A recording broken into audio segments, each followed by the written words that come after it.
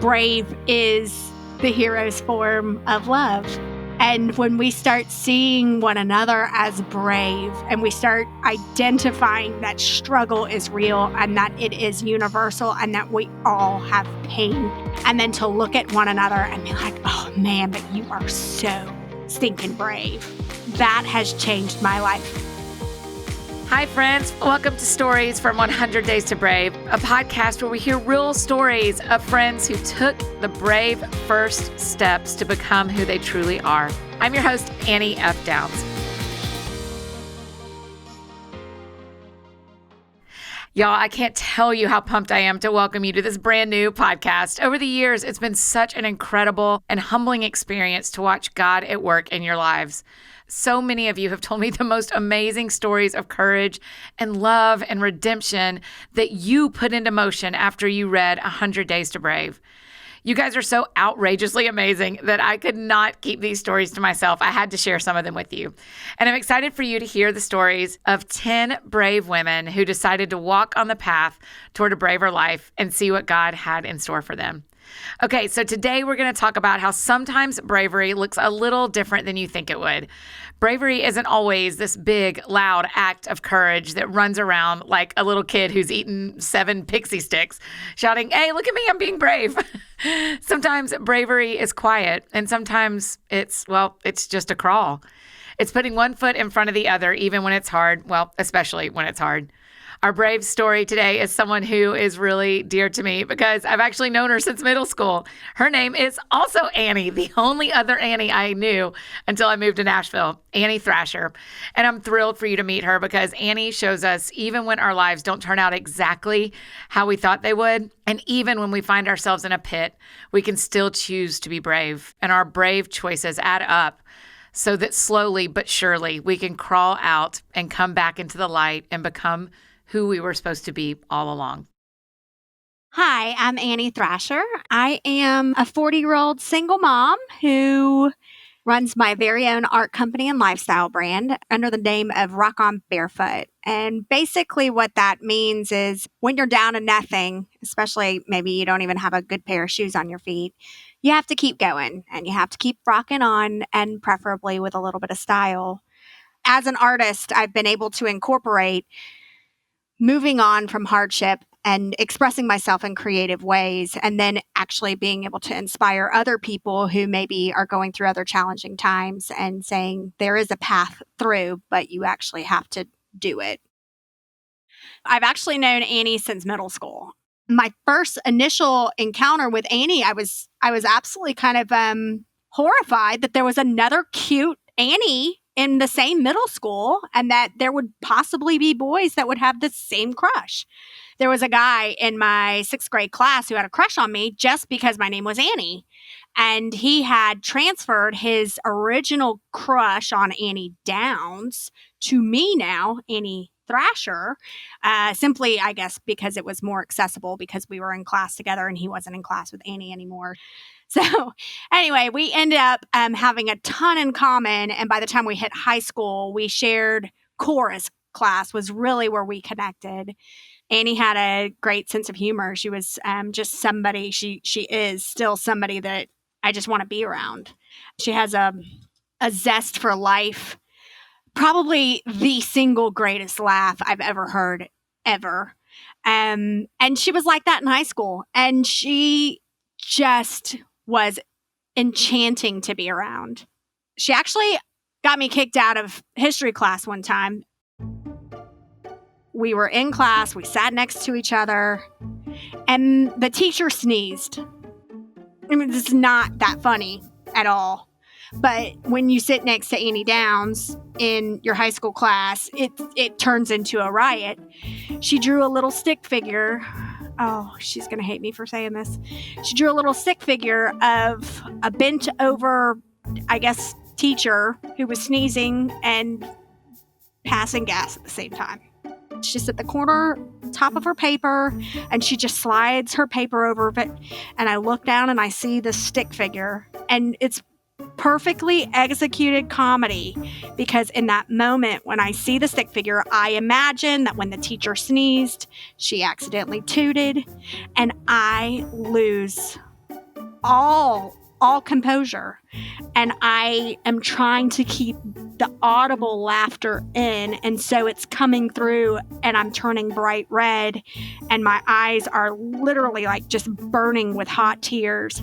I'm sure Annie was just sitting. I don't even remember after that. I'm sure she was just simply delighted at how successful her humorous attempt had been. And I got asked to leave the class. So she actually got me kicked out of class one time.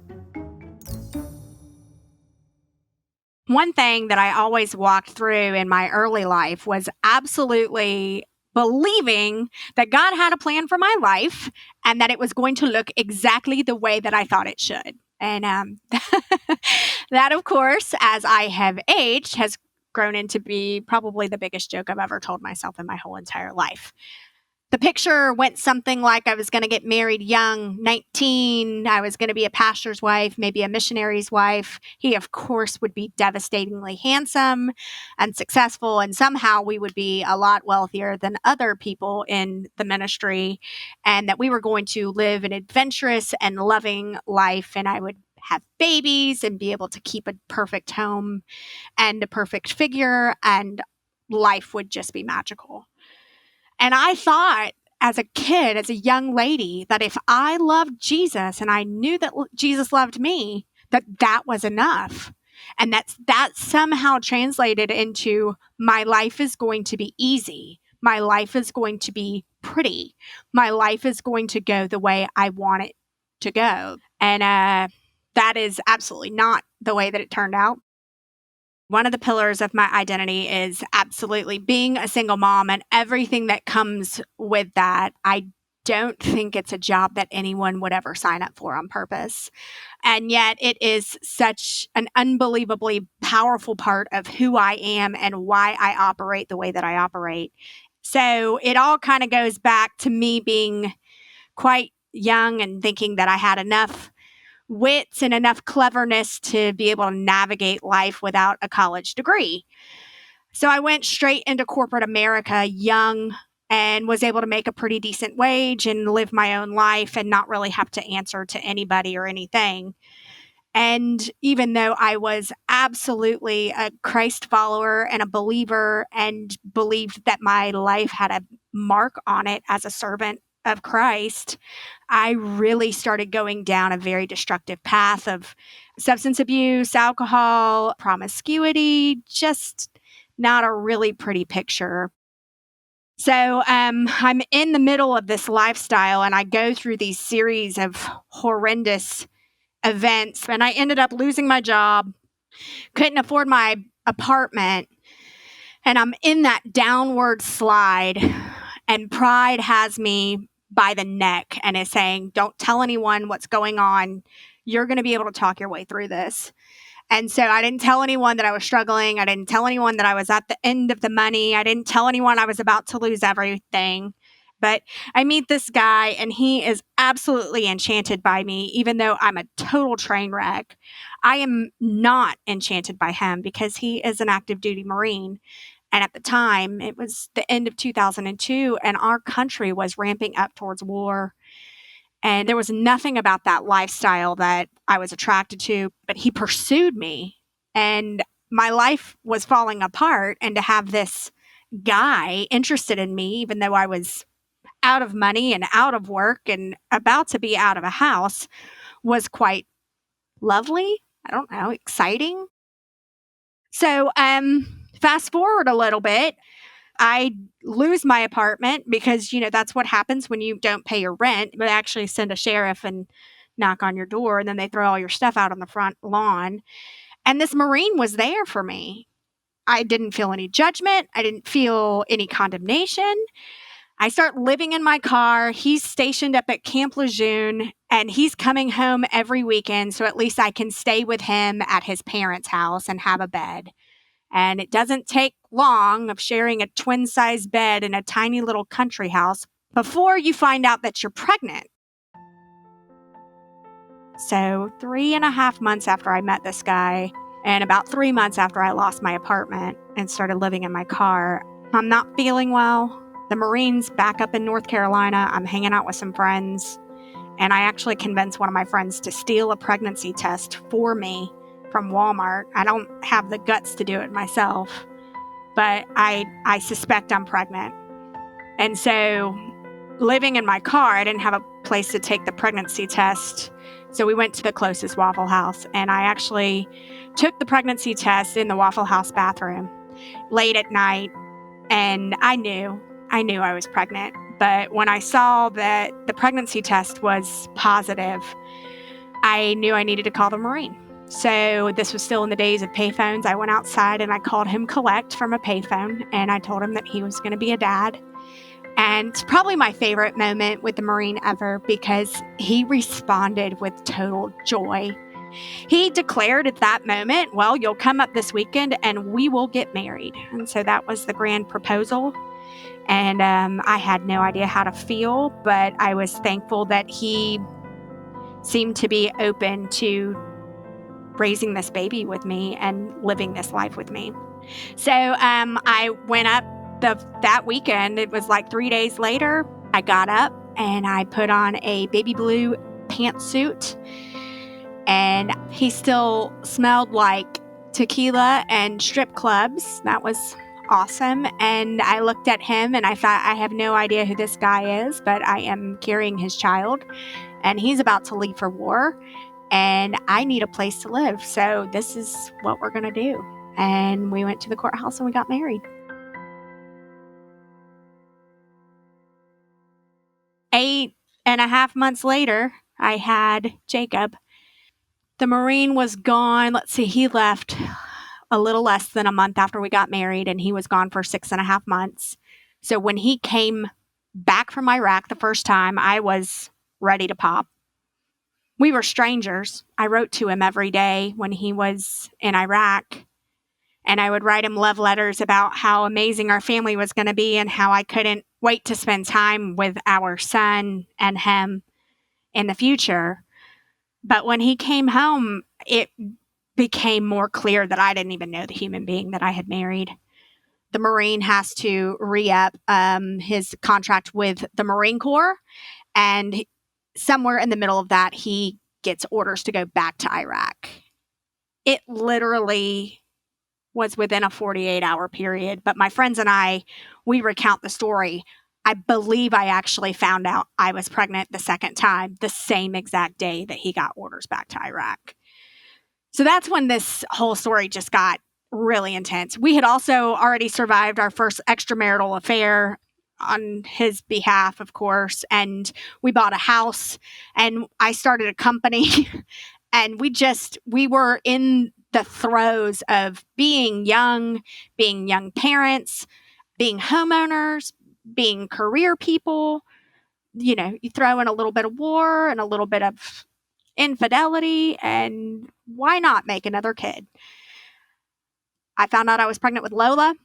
He left for war again, and this time he was gone when the baby was born. So I basically did my entire second pregnancy with him in Iraq. She was 8 weeks old when he came back from that tour. All of this happened within the course of 26 months, I believe, maybe less. So we're talking about an extreme amount of life being shoved into a very concentrated amount of time.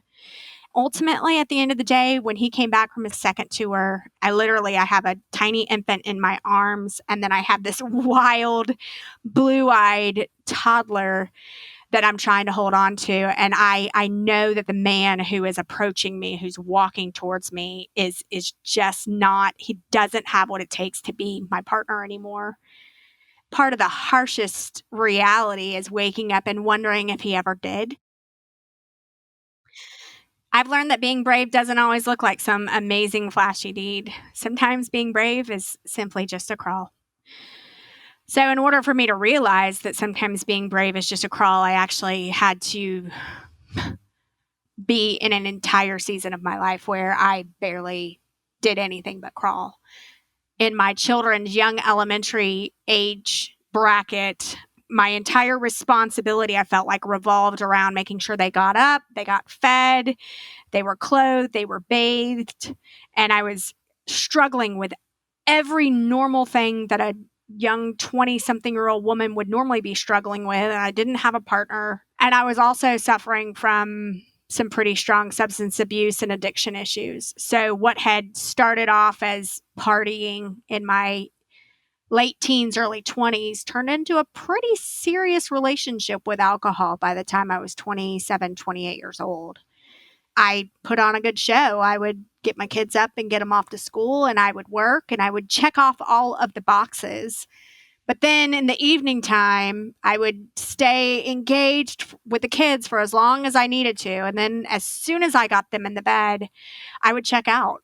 I would go out to the back deck. I would remove myself from the intimacy of our home, and I would smoke cigarettes and drink alcohol until I didn't have to feel my pain anymore. I was absolutely in a death grip pit, and it was cyclical and it was toxic, and I was slowly killing everything that was beautiful in my life. Somewhere in the middle of this overlapping season, I was recovering from a physically abusive relationship that came after the Marine. And at one point, I'm getting called into the school because the kids are absent all the time and the teachers are concerned. And there is evidence of some kind of something's wrong. And I show up to this meeting, and I'm sure I smell like whatever alcohol I had drank the night before. But I also have 2 black eyes. And I'm sitting at this table, this conference table full of professionals and experts and people who were far more educated and far better at life and, definitely had their stuff together. And I told every single professional, every single expert, the teachers, the counselor, I think there was even somebody from the county, represented, maybe even like a truancy officer. I looked at them and I told them the truth. I told them who I was, and I didn't make any excuses. I told them that I loved my kids and that I was in the middle of something that was really hard and that I was going to do everything it took to get through it. I look back and I see how brave I was, even hungover, even beaten, even mortified and embarrassed that the entire school, it felt like, knew that my life was a joke and I couldn't even take care of my own kids and make sure they went to school every single day. But I still showed up. And when I got through that conference, I had the respect of every single person sitting there, because being brave sometimes is just a crawl. But as long as you keep going, you're going to get there.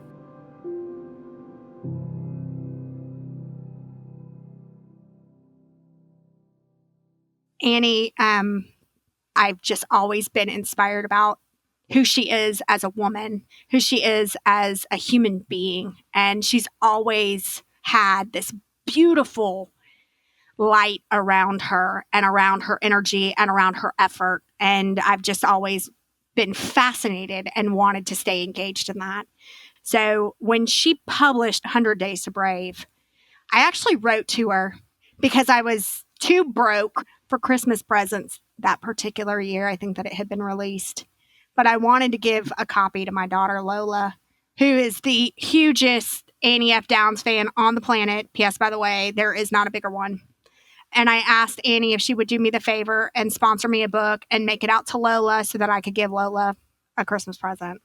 And Annie sent 2 copies and made one out to me and put glitter in the bindings, of course, and poured more non-judgmental love on the situation than anything I could wrap my brain around. So she already had me. She had me at hello. And then for her to take who she is and to translate that into a 100-day journey to share with anyone, I just think is one of the most important things probably anybody could do. My journey to Brave has changed my life probably most dramatically in the way I treat others. Because like I've talked about in some of these memories where I look back and I'm like, whoa, man, I didn't even realize how brave I was being. I was so brave right there. The crawl is brave. And so instead of looking around and judging other people who might just honestly barely be crawling and say, man, I can't believe they can't get their stuff together, I look at them and I think, oh my gosh, look at how brave they're being. And so it's helped me love other people. If you want to change the world, then change the way you're looking at yourself. Allow yourself to be brave. Identify yourself as brave. Even if you're shy or you're a drunk or you're getting called into the principal's office, whatever your MO or your story is, you're already doing it. You can't start doing something that you were made to do. It's who you are. It's in you. And you just have to start realizing just how brave you are.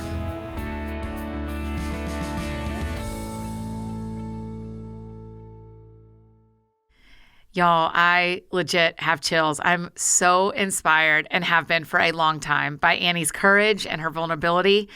I see her brave just in the way she tells her story, let alone the way she's lived it. I'm so glad we all have teachers like Annie who are willing to lay it all out there to help us on our own journeys towards brave. And speaking of, if you're looking for someone to take you by the hand and help you take the first step on your own journey towards brave, or even the first crawl towards brave, listen, I'm here for you.